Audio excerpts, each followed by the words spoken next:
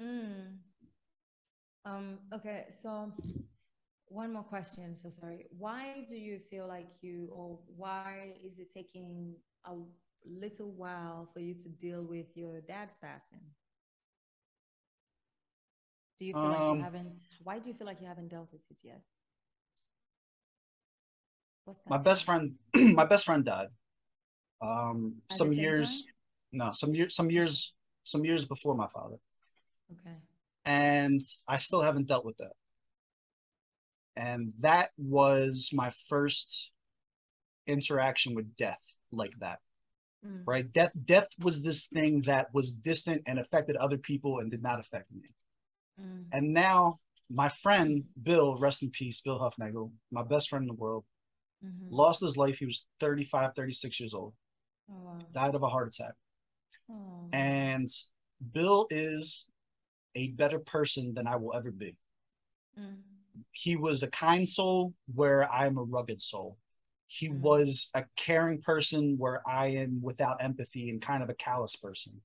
All the mm, things about me that were bad, he balanced out.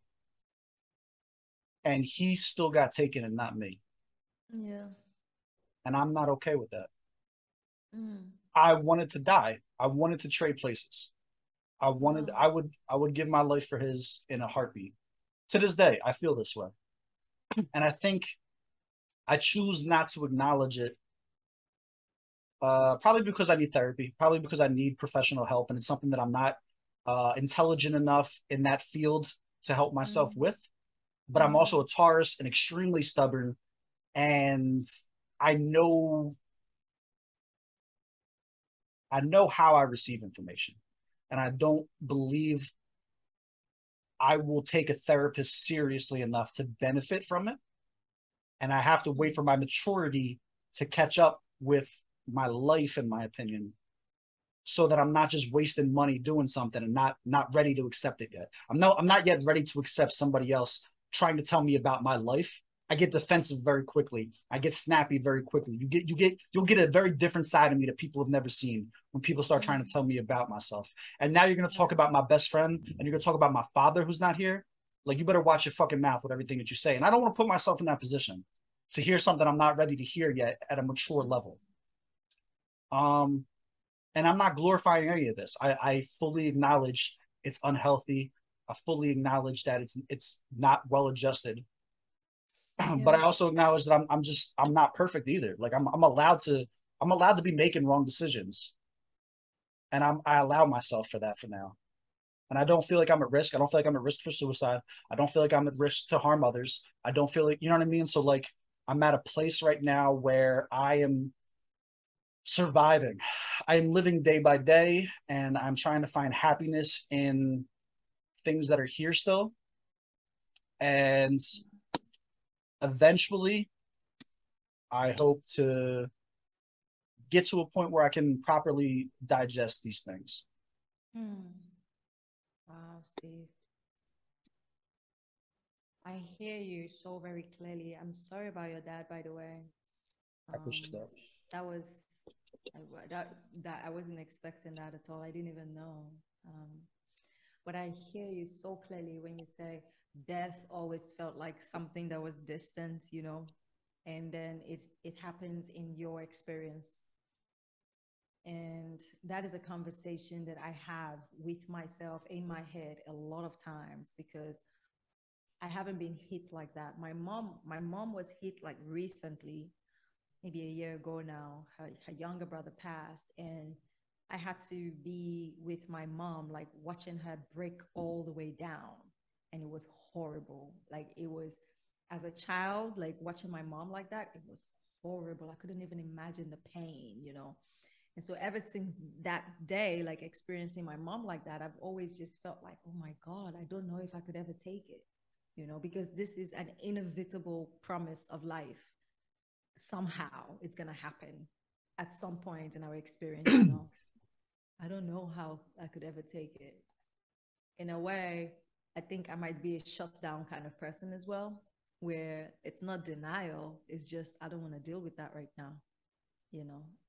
Like I think I feel like I do not have the luxury where I am in my life right now to take the time away from my everyday life to break down the way that I probably need to.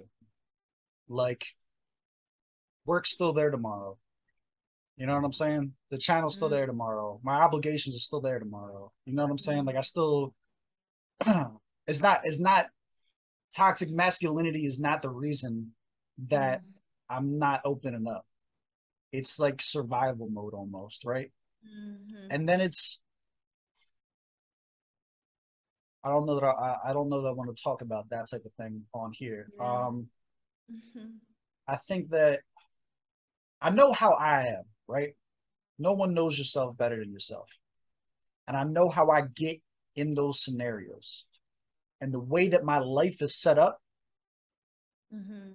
I truly believe that at this point in my life, it'll be a bigger detriment than it will be a help.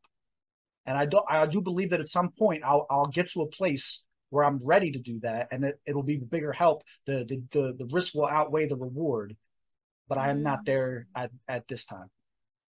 And I don't want to. I think if I force it, I run the risk of doing more damage to myself than I will do healing. Wow.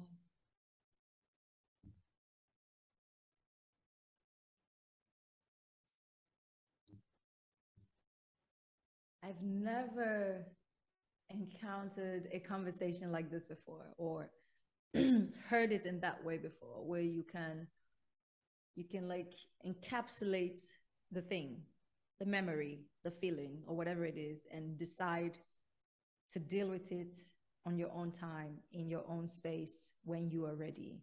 That's like a conscious decision to say, I'm going to box this up in here, and we're going to come in and open this closet sometime, not today. I think that takes a lot of power, by the way. So well done to you. That's I crazy. appreciate that. You know, that Like takes a lot of power. being able to compartmentalize definitely has its perks. It has its downsides too. Like, Mm.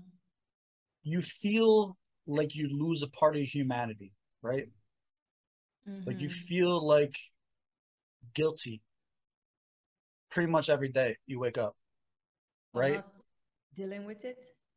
For everything, because it should have been me, because I didn't like how who decides how long, like how long is good enough long to cry for? Who determines that? Yeah.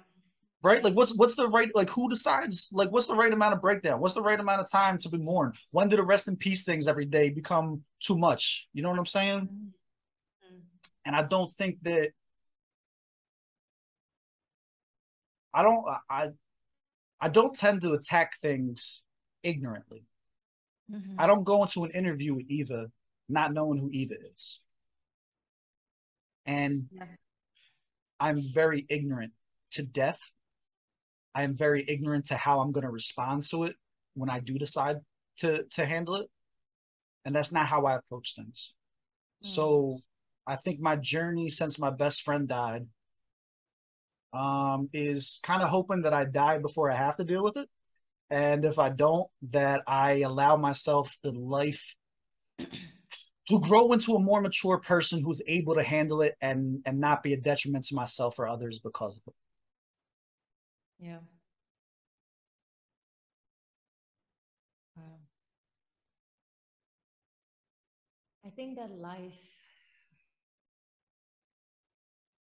I think that life has to be, I mean, this planet, again, I really believe in reincarnation. I feel like this planet is such a hard place to come into, to come experience all the ranges of emotions that happen in here, you know, from love to loss to hate to jealousy to grief to pain, failures and disappointment. It's so much. It's so much. It's like a roller coaster, you know, and this is why they say something like, if you're happy, don't be too happy. If you're sad, don't be too sad, because, you know, it will turn around again, you know. Thanks. I, I, All right. Well, that was a fun conversation. That was a really fun conversation. I wasn't expecting all the many turns and twists of it.